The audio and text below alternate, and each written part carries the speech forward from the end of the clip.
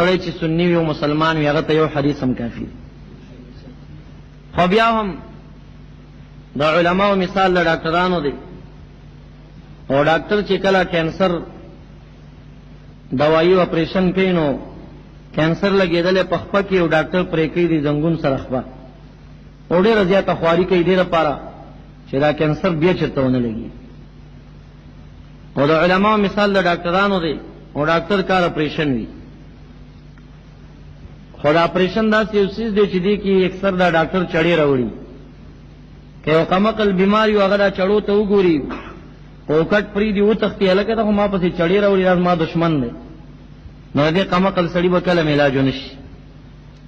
نو د علماو بیان کې کله ناکله تیزې خبرې وي. هغه سړي ته چې بیماري او کینسر لګېدلي په هغه ډېرې بدې لګي، او که هغه وویل که ته خو ما کې چاړه خښه کړې ده ما یادوي او مجلس پرېږدي او یا بیان اورېدل پرېږدي، نو دا کمقل انسان د ده دوايي نه کېږي، د ده علاج نه کېږي.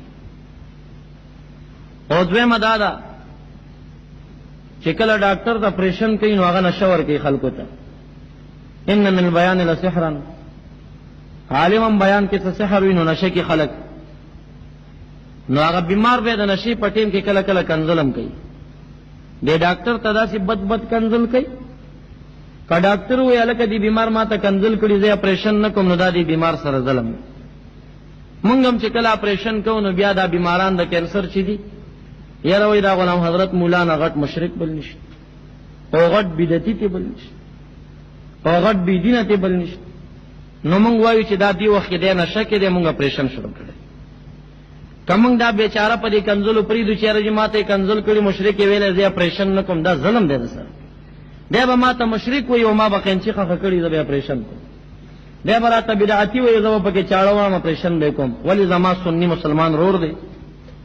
دا خو یو مولا چېرته د په ذهن کې ګوتې والي خراب کړی دی. مونږ به کوشش دا کوو چې کم ناپوه خلک بعضې خلکو غولولي خدای تعالی دې هغې ته هدایت نصیب کړي. دا ناپوهه دې خدای تعالی به یې پوه کړي. دا بیماران دې انشاءالله د علماو اپریشنې شروع دي انشاءالله. نور علما هم کاروایانې کوي، خو غلام حضرت مولا ډېر بېخکن اپریشن شروع کړی، انشاءالله لنډ وخت کې به د دې خلکو علاج وشي. خو ما ته لږ دعا غواړئ چې الٰه العالمین د دین د خدمت دپاره دې ما ته عمر راکړي. داسې خلک چې د دې خلکو اپریشن کوي نو دوی باندې ډېر بد لګېږي. دا ډېر ساده خلک خپل مصلحین نه پېژني. هغه خلک چې د دې اصلاح کوي اپریشن یې کوي هغې ته دوی دشمن وایي، هغې پسې دې کوشش د قتل او د نورو شیانو کوي.